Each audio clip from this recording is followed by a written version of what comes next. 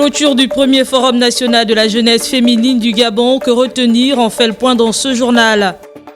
Célébration des 20 ans d'existence de la commission Shekinah internationale. Un anniversaire ponctué par plusieurs activités, vous le verrez.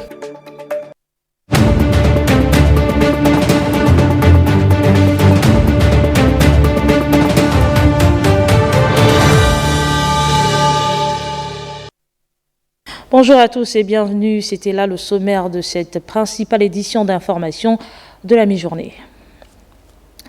Et je vous l'annonçais justement au sommaire, la clôture du premier forum national de la jeunesse féminine du Gabon sous le thème « L'engagement politique en République gabonaise ». Détail explication avec Césarine Andem et Justin Jana. 48 heures ont suffi à ces jeunes femmes gabonaises d'acquérir des rudiments nécessaires pour un engagement politique participatif en cette période de transition. Et une initiative à louer et pour cela je remercie le président de la République qui a bien voulu nous rassembler autour de cette question. Nous avons été édifiés sur l'engagement en politique pour avoir la détermination, la volonté et nous voulons que ces actions soient continuelles. Des moments inoubliables, empreints de partage d'expériences et de témoignages, entendu que la vie politique, entre autres, n'est pas un long fleuve tranquille. Pour accompagner cette frange de la population à devenir de véritables forces de proposition, une école professionnelle leur a été dédiée pour leur autonomisation. L'école de la deuxième chance est là pour remettre chacun sur les rails, pour trouver sa place dans la société et pour se réinsérer. Quels sont les objectifs de cette école? Former 2000 jeunes sur 5 années. Le chef de l'État s'engage déjà à soutenir notre école de la deuxième chance. La rencontre d'Arambo aurait tenu toutes ses promesses. Satisfaite parce que nous avons atteint le premier des objectifs qui était celui d'inciter, de susciter l'engagement d'abord et l'engagement politique ensuite de nos jeunes sœurs gabonaises. Vous avez vu l'adhésion massive et manifeste de nos sœurs, des compatriotes venus de la province du Wallintem, de la province du Moyen-Ogooué, de Port-Gentil et celle de Langounier. Donc merci Monsieur le Président pour cet intérêt que vous manifestez à la jeunesse féminine de notre pays. Nous tâcherons d'être à la hauteur de ce plein d'intérêt que vous nous accordez. Au sortir de ces jours du donner et du recevoir, la jeunesse féminine du Gabon pourrait se vanter aujourd'hui de disposer d'un cadre adapté pour booster leur contribution à la vie politique du pays. C'est sous le thème « Déconstruire » que s'est tenue la deuxième édition de la technologie Entertainment Design, une initiative des jeunes femmes gabonaises en partenariat avec le système des Nations Unies. On voit cela avec Evram Bani Pitake. Architecture et climat, technologie numérique et gouvernance, industrie culturelle et créative, ainsi que l'alternance politique et jeunesse étaient les principales articulations de réflexion de cette conférence TEDx. Ce sont des événements indépendamment organisés sous l'égide de l'organisation TED, qui est une organisation américaine. Ils fournissent une licence à chaque organisateur afin de pouvoir organiser leur événement dans leur ville, dans leur école. Ce sont des événements locaux. De telles initiatives, pour nous, au niveau du Gabon d'abord, sont importantes dans la mesure où le Gabon est un chantier. Ce chantier consiste à réfléchir à tous les niveaux sur le contenu qu'il faut donner à notre transition et la période post-transition de notre pays et avoir des réflexions qui peuvent aider aussi bien sur le plan culturel que politique à renforcer donc les institutions est une bonne opportunité qu'il faut saisir pour partager son expérience. Cet événement marque une étape historique dans la promotion des valeurs innovantes. Dans mon intervention, j'ai dit que c'est important de créer des moments qui permettent aux populations d'avoir accès à l'art. Un art qui les représente, un art qui les interpelle. Ça les représente à travers la mise en avant de problématiques ou de sujets qu'ils vivent aujourd'hui et auxquels beaucoup d'artistes contemporains s'intéressent. Alors là, on voit comment entre différents pays, on peut échanger des idées et de l'expertise pour valoriser des solutions africaines à des problèmes africains Et je pense que ce type de talk, le TED Talk, il était heure d'avoir ça ici au Gabon et surtout aussi pour fédérer tous les différents pays. Créée en 1984, TEDx est une organisation mondiale reconnue pour la diffusion des idées qui valent la peine d'être partagées. Aux Zambianais, la valeur n'attend point le nombre d'années. Et dans le cadre des préparatifs de la tournée républicaine du président de la transition dans l'estuaire, le ministre de la Communication et des Médias a effectué ce week-end la 3e série des rencontres entre les autorités administratives et les populations des cantons Bokwe et Komo. Laurence Ndon a sensibilisé la population à se mobiliser pour accueillir le président de la transition, Brice Clotaire Oligui Nguema, le 13 août prochain. Yolande Kwara, Rodrexi Mangoy, Iden Ompunda, Jade Tongo pour les détails. 48 heures ont suffi à Laurence Ndon et aux autorités administratives du département du Komo-Kango de poursuivre la dernière étape des rencontres avec les populations dans le cadre des préparatifs de la tournée républicaine du chef de l'État dans la localité. 5 villages d'un canton, Bokwe et Komo, ont constitué cette étape. Ici, le membre du gouvernement a, au pas de course, mené une véritable campagne de sensibilisation auprès des populations des villages Oyanga, Siat Village, Mbel, Sogasel Forêt et Asseng Forêt. Avec un seul message, se mobiliser pour assurer un accueil chaleureux à cette tournée républicaine. Les préparatifs vont bon train, il y a une coordination provinciale pour toute la province, il y a une coordination locale qui est dirigée par le préfet du département et nous avons fait justement le tour de tous ces villages pour aller leur dire que le président vient les rencontrer. Ça va être un grand moment de bonheur pour les populations et un grand moment de communion entre le président de la République, le CTRI et les populations du Komo-Kango. La réussite de cette tournée républicaine passe inéluctablement par une inclusion véritable des différentes populations. Une volonté des nouvelles autorités de la transition portée par le membre du gouvernement. Aujourd'hui, avec le CTRI au pouvoir, avec le général Brice Clotaire Oligui Nguema, les populations sont notre priorité. Les populations sont la première richesse du Gabon et nous voulons le leur montrer en étant au plus près. Et c'est pour ça que le président aussi a entrepris cette tournée républicaine qui va l'emmener dans la commune de Congo, le chef de notre département, le 13 août prochain, pour être au plus près des populations. Rappelons que la province de l'Estuaire marque la prochaine étape de cette tournée républicaine et pour les populations du Komo-Kango et ses environs, le rendez-vous est pris pour le 13 août 2024. L'équipe du Cercle de réflexion populaire sur la transition, en abrégé CRPT, était à Kournam. Objectif, sensibiliser les populations sur le rôle de ce cercle de réflexion et les enjeux politiques de l'heure. Face aux populations d'Akournam, ses compatriotes ont longuement édifié l'opinion sur le chronogramme du CRPT. On voit cela avec Nathalie Oké et Jean de Dieu Mombondo. Après les étapes de Libreville et d'Akanda, les membres du cercle de réflexion populaire sur la transition ont terminé leur tournée du Grand Libreville par le quartier Akournam 2, commune de Vendo. Le CTRI n'est pas venu au pouvoir avec un projet de société. Donc on ne peut pas l'évaluer sur cet aspect-là. Nous devons évaluer le CTRI sur sa capacité à transmettre le pouvoir en douce. La nouvelle constitution sera écrite sur la base des résolutions du dialogue national inclusif. Composé d'universitaires, de juristes, économistes et hommes de Dieu, le CRPT aide les populations à s'approprier les bienfaits de la transition, laquelle joue un rôle crucial dans le changement en cours au Gabon. Toute élection est issue ou bien dépend d'un contexte. Et le contexte actuel, c'est la transition. Ce débat est opportun. Nous pensons qu'aujourd'hui, c'est au contraire le moment qu'il faut expliquer aux populations la nécessité d'aller voter. Ce d'autant plus que l'une des missions, devrais-je dire, de l'UCRPT, c'est de combattre l'abstention au référendum. Mais comment pousser les populations à aller voter si elles ne comprennent pas les enjeux? Face aux habitants d'Akournam 2, le coordonnateur a invité ces derniers à voter oui lors du référendum. Oui, je fais ma part. Pour le Gabon, oui, je fais ma part. Le CTRI, jusqu'à présent, respecte ces différents engagements, la mise en place d'un conseil constitutionnel, d'un comité de suivi, et donc autant d'actes venant du CTRI qui prouvent qu'aujourd'hui, il est possible de faire confiance, il est nécessaire de faire confiance au CTRI. Le CTRP a pour vision d'accompagner les actions du CTRI, mais surtout amplifier la communication des autorités de la transition afin que les Gabonais soient bien imprégnés de leur histoire dont les pages continuent de s'écrire.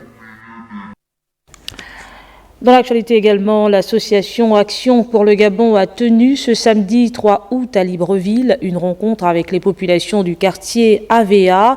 Vivien Judas Mayombo, président fondateur de la dite association, est allé sensibiliser les habitants de cette partie de la capitale sur l'importance de voter oui au référendum.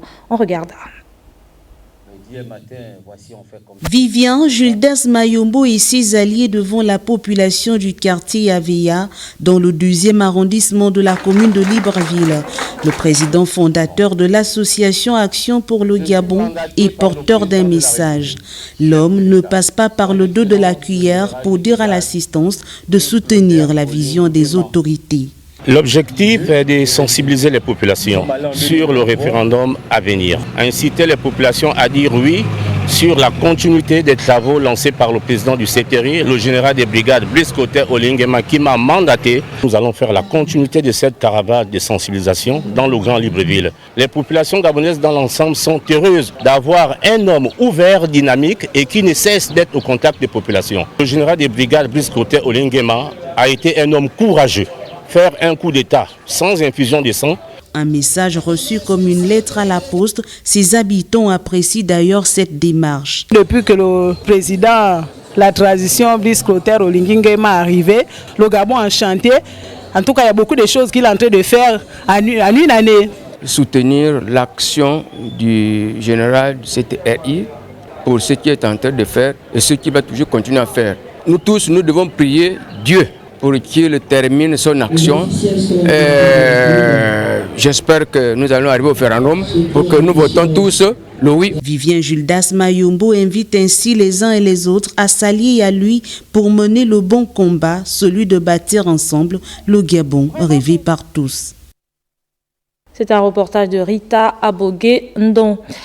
Allons-y à Mouila, dans la province de Langounier, où 29 sous-officiers ont reçu leur insigne de grade des mains des autorités à l'occasion de la fin de stage de formation de la 21e promotion. Détail explication avec Guy Vaillat, le Messie. 29 sous-officiers d'active au total représentant l'ensemble des corps de défense, dont la garde républicaine, la santé militaire, l'armée des terres, le génie militaire, le corps des sapeurs-pompiers, la marine nationale, l'armée de l'air et l'aviation légère des armées. Des mains des autorités, ils ont reçu leur insigne de grade. L'aventure de la 21e promotion au sein de cette école a commencé le 26 janvier 2024. Personne n'a ménagé le moindre effort pour donner une formation de qualité aux stagiaires de cette promotion. Une cérémonie rehaussée par la présence du chef d'état-major général adjoint chargé de la logistique, qui par la même occasion a procédé à la remise de distinctions honorifiques pour le général de brigade aérienne Ferrao Hugues. Les résultats rendus publics par le commandant de l'école confirment la bonne tenue de l'encadrement et des stagiaires qui n'ont ménagé aucun effort pour l'aboutissement heureux ce jour. Cher impétrant, volontaire vous l'êtes. Vous avez souhaité être des soldats dans la catégorie des sous-officiers au sein des forces armées gabonaises ou des forces de défense en général. En regagnant vos unités, vous vous remettrez de facto à la disposition de votre pays, prêt à être engagé dans les opérations en temps de paix et de crise pour la défense de la souveraineté nationale aux frontières de notre État. La prestation de serment et la parade militaire ont mis un terme à cette cérémonie. Direction la province de Logoï-Vindo, où récemment encore, les nouveaux bacheliers ont été récompensés par la remise de lots composés d'appareils électroniques. Les bacheliers des villes de Van et de Makokou ont bénéficié de téléphones portables et ordinateurs, des lots offerts par le ministre du Commerce originaire de la province, représenté par son directeur de cabinet. Voyons cela avec Arnaud Manta de notre rédaction. des ordinateurs et des smartphones pour récompenser les élèves de classe de terminale qui auront tiré leur épingle du jeu au sortir du baccalauréat session 2023-2024. D'abord pour le compte du département de l'Anvung, une promesse de Parfait Amouyem Olam, fille de la localité, pour soutenir l'excellence. Madame le ministre du Commerce a consenti au profit des lauréats 2 types de récompenses. Un lot de smartphones pour l'ensemble des bacheliers, un lot de 5 ordinateurs portables pour les 5 meilleurs d'entre eux. C'est l'occasion d'honorer ces brillants élèves qui ont su se démarquer parmi leurs pairs et qui incarnent des valeurs d'excellence, de travail et d'abnégation prônées par le chef de l'État. Un geste bien accueilli par les parents d'élèves et les bénéficiaires. Aujourd'hui, c'est nos enfants qui sont primés. Nous sommes tout à l'honneur, nos parents, pour le travail fait en amont. Nous vous prions de transmettre nos chaleureux remerciements auprès de Madame la Ministre. Même son de cloche à Makokou, dans le département de Livindo, où les meilleurs de chaque série ont reçu des lots des mains des autorités locales. Madame le ministre avait promis revenir récompenser les meilleurs parmi ces élèves-là. Aujourd'hui, c'est chose faite. Je suis très émue par rapport aux récompenses faites. Ça montre que mes efforts ont été payants. C'est la première fois que l'on récompense autant des bacheliers. Une action encourageante pour ces élèves qui, en amont, avaient bénéficié des cours de soutien initiés par Parfait Amouyem Olam, ceux avant les examens de fin d'année pour les départements de la Lopé, Livindo, Lanvung et Lazadier. Notons que peu avant la remise de ces lots, le rituel des civilités aux autorités administratives de la région a été respecté. Après le récent séjour du président de la transition dans la province de la Nyanga, le directeur de la coopération ANBG natif de la localité était à Mayumba où elle a échangé avec les femmes du sud du pays. Voyons cela avec Steve Mefana. On doit se soutenir, on doit être au centre. C'est en sa qualité de fille de la localité que Zora Kassa a réuni toutes les mamas de Mayumba afin de les remercier pour leur forte mobilisation dans la récente visite du président de la République, Brice Clotaire Oligui Nguema, dans la Basse-Bagno. Pour ce faire, elle n'est pas allée les mains libres. L'enfant du coin leur a offert des présents pour soutenir les unes et les autres dans l'accomplissement de leurs activités au quotidien. Il était important de revenir, dire merci à nos mamans, dire Diboti Nineni, à toutes les femmes de Mayumba qui ont su maintenir l'activité de Mayumba au beau fixe. Et donc aujourd'hui, je suis très heureuse de voir mes mères heureuses d'avoir reçu leurs dons pour leur permettre d'avoir une activité qui fleurit de jour en jour et qui maintient Mayumba toujours en avant. Dans son adresse, Zora Kassa n'a pas manqué d'encourager les populations à croire, grâce à l'engagement du président de la transition à un nouveau Gabon tel que rêvé par nos ancêtres. Dans l'actualité de ce jour également, le chef de la communauté musulmane du Gabon est en Arabie saoudite où il a été reçu par le ministre des Affaires islamiques, de la paix et l'orientation, également au président exécutif du conseil exécutif de la conférence des ministres des dotations et des affaires islamiques. Le récit est signé Issa Steve Mefana. À son arrivée à l'aéroport international de Jeddah, il a été chaleureusement accueilli par son Excellence Agui Ibrahim Membourou, ambassadeur extraordinaire et plénipotentiaire de la République gabonaise, près le Royaume d'Arabie Saoudite, qui était accompagné du vice-consul et chargé d'affaires du Gabon à Jeddah, Landry Anissé Ibrahim Diengui. Durant son séjour, le chef de la communauté musulmane du Gabon, assisté par le secrétaire exécutif du Conseil supérieur des affaires islamiques du Gabon, Abdoussalam Moussavou, et Achir Mabignat Sall, chef de son cabinet, il participera à la conférence islamique des États membres de l'Organisation de la coopération islamique, prévue du 4 au 5 août 2024 à la Mecque. En marge de cette conférence et sur les très hautes instructions du président de la transition, président de la République, chef de l'État, son Excellence le général de brigade Brice Clotaire Oligui Nguema, Abdourazak Guy Kabongo aura des rencontres avec plusieurs personnalités éminentes couvrant des domaines religieux, administratifs et politiques.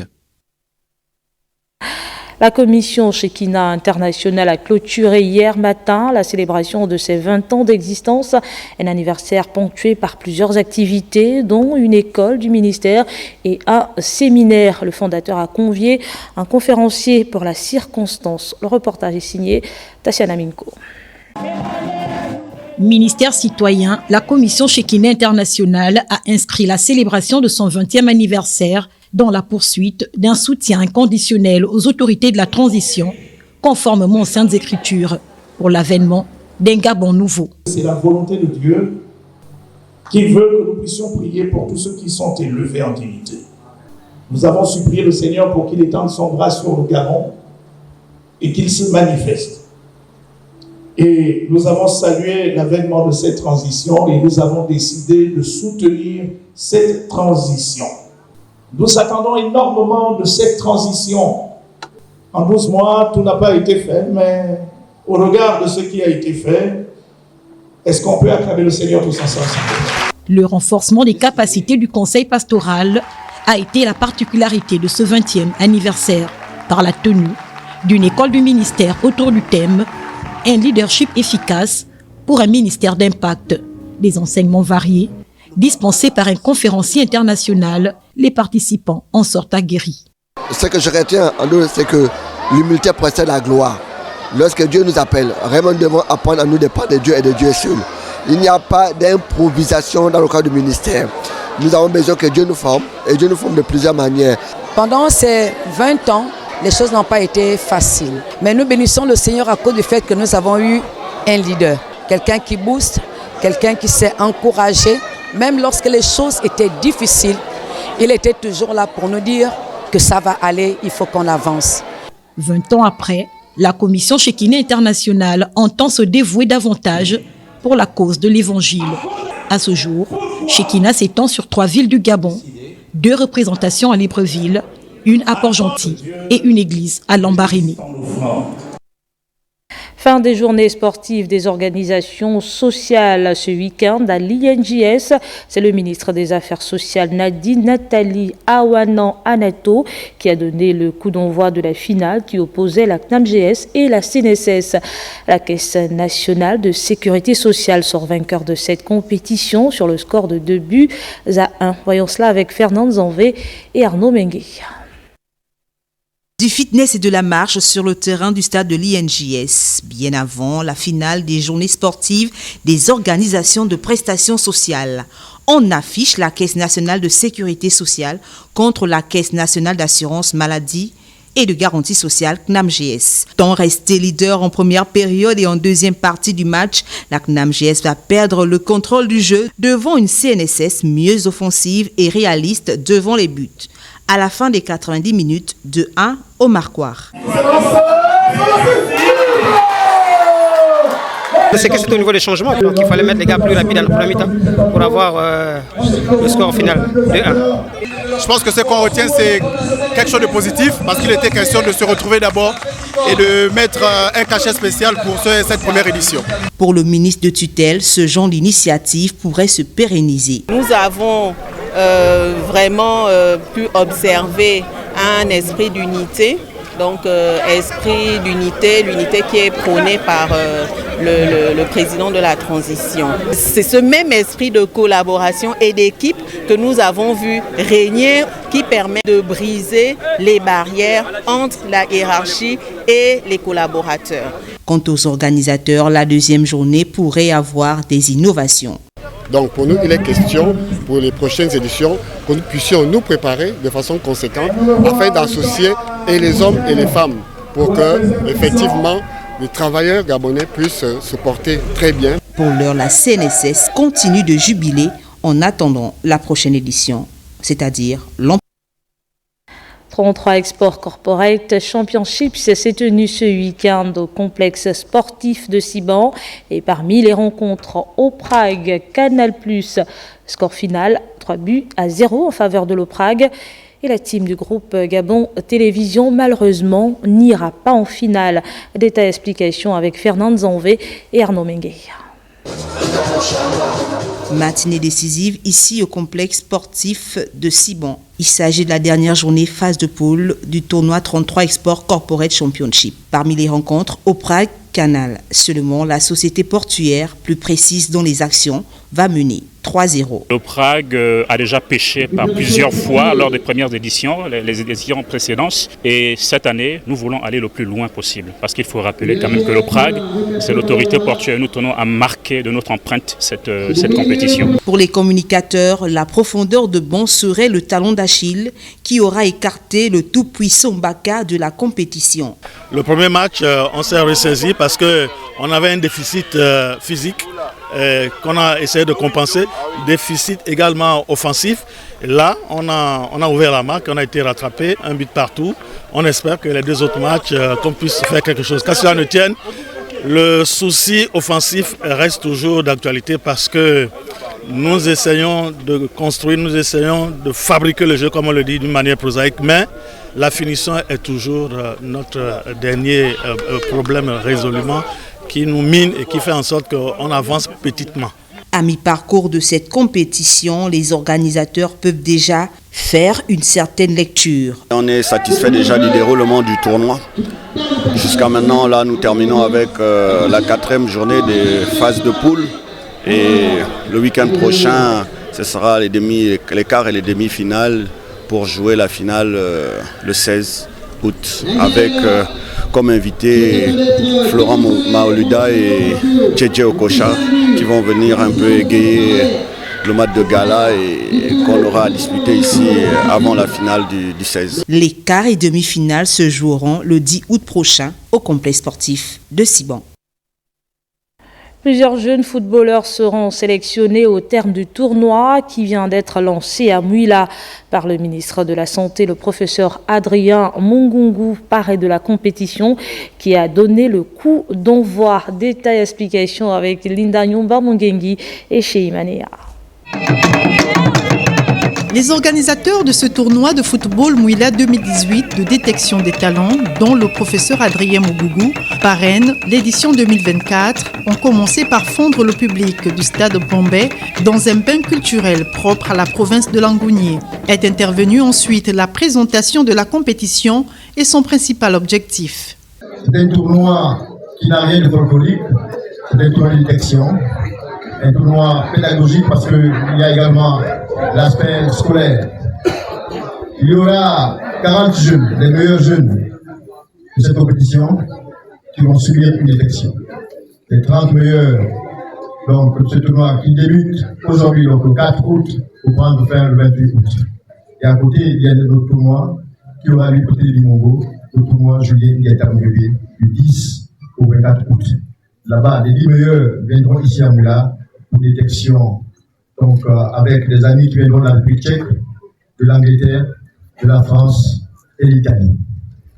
Ceci pour dire, c'est un tournoi qui donnera la chance à ces jeunes.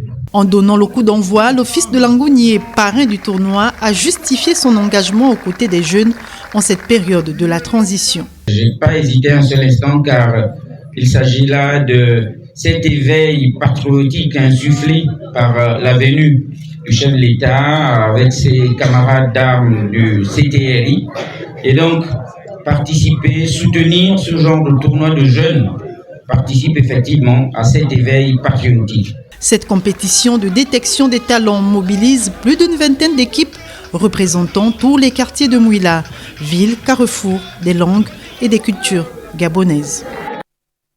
La phase finale du championnat national masculin s'est achevée avec le Sacre du Wolontème, une édition 2024 réussie sur les plans organisationnels, spectaculaire, avec un engouement du public. Voyons cela avec Charles Goula et Eric Assar. Plus de 200 jeunes des sélections provinciales ont séjourné dans le Septentrion dans le cadre de la phase finale du championnat national de moins de 17 ans. Les conditions de sécurité, d'hébergement, de transport et de restauration ont été respectées à la lettre grâce à l'implication remarquable de la protection de l'enfance de la Fédération gabonaise de football.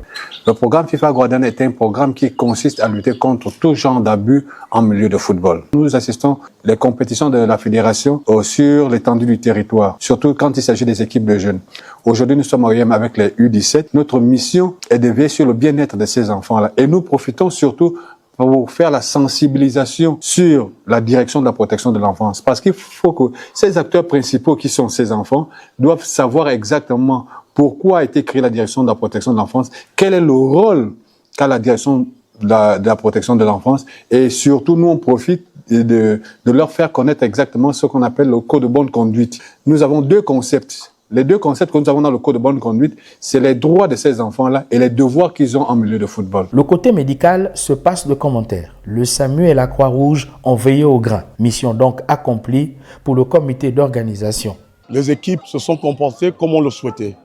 Mettre d'abord en avant le fair play. Ce sont des enfants de 16-15 ans. Le plus important pour nous déjà, c'est faire jouer. Et les faire jouer régulièrement. Et il y a aussi l'engouement du public et du peuple olentémois. Au sortir de chaque compétition, que ce soit les U15 ou les U17, il faut qu'on sorte de là avec un fichier de 40 à voire 50 joueurs, les meilleurs du tournoi. Pour compléter son programme des compétitions nationales, la Fédération gabonaise de football se projette désormais sur le championnat national féminin de moins de 20 ans à Tchibanga. Et c'est la fin de ce journal. Très bel après-midi à tous et à demain, 13h.